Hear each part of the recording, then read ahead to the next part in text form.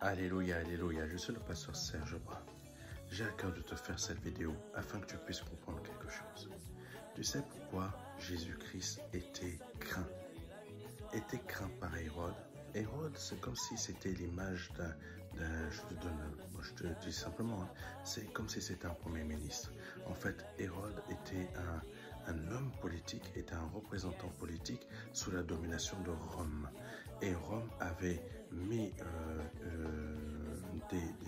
des personnes au pouvoir de chaque pays qu'il colonisait.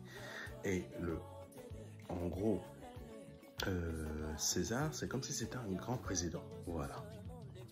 Et Hérode était comme si c'était un premier ministre. Bon, maintenant que les choses sont un peu expliquées. Jésus-Christ, pourquoi il dérangeait Hérode? Parce qu'il faut savoir que l'évangile de Jésus-Christ dérange même les politiques, dérangeait même les politiques à l'époque. C'est pour ça que quand, à un moment, des personnes sont arrivées, quand on lit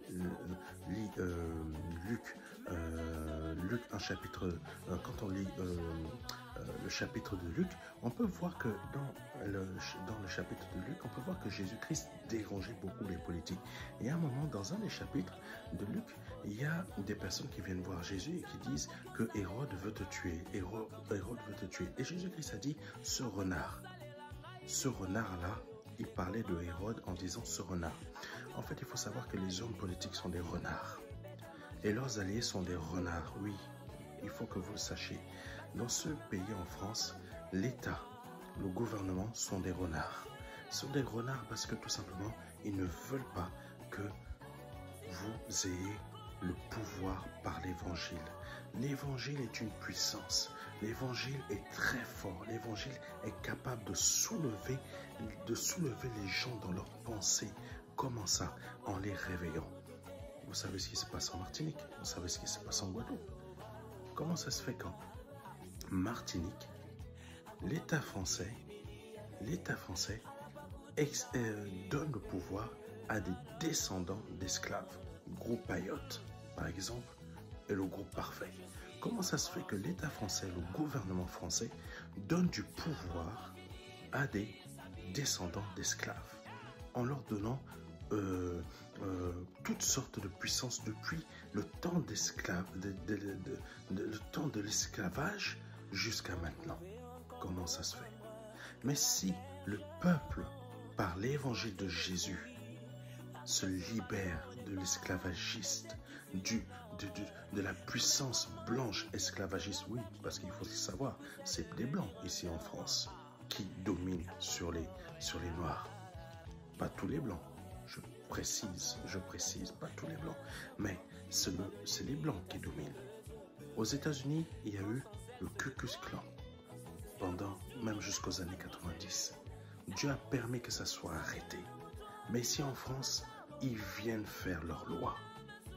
Sachez-le, si vous ne laissez pas l'évangile de Jésus-Christ vous atteindre, si vous ne laissez pas l'évangile de Jésus-Christ vous changer, si vous ne laissez pas l'évangile, le vrai, je ne vous parle pas de ceux qui sont les pasteurs qui vous parlent d'argent, de richesse. Non, non, je vous parle de l'évangile, que le Saint-Esprit vous parle au travers de moi.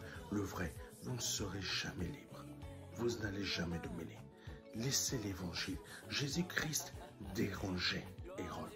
Jésus-Christ dérangeait beaucoup d'hommes politiques parce que tout simplement, son évangile avait pour but de libérer le peuple d'Israël de la domination romaine et de la domination de Hérode. Parce que Hérode est un renard.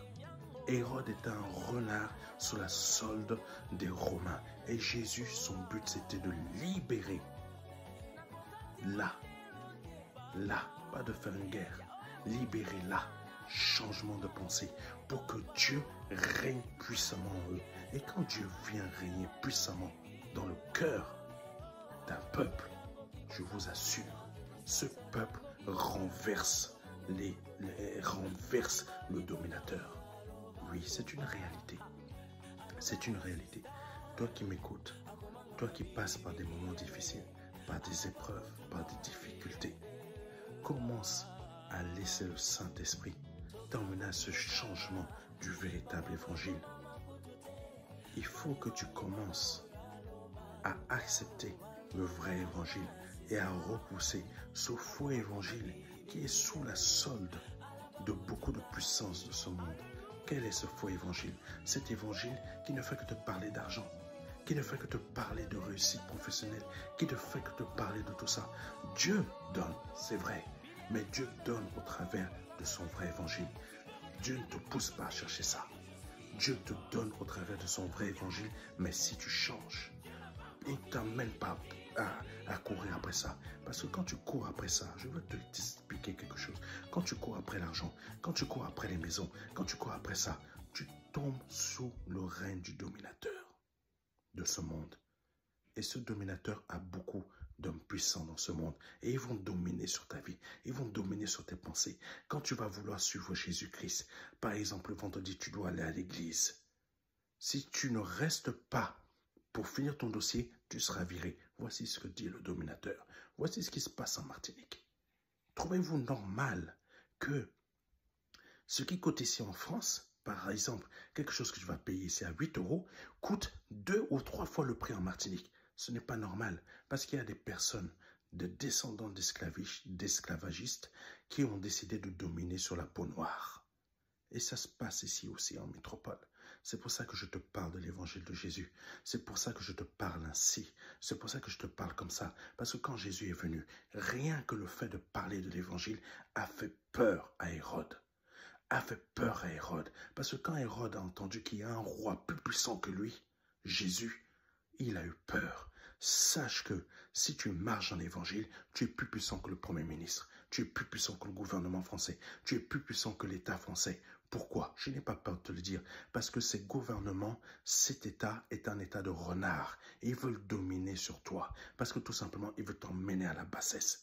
Accepte l'évangile de Jésus pour qu'aujourd'hui, tu changes et que c'est toi qui commences à renverser la vapeur avec la puissance de Jésus, en changeant ton esprit, en changeant tes pensées, afin que tu ne sois plus abaissé, afin que tu ne sois plus en bas, mais que tu sois réellement en haut. Que Dieu te bénisse. C'était le pasteur Serge Brun. Amen.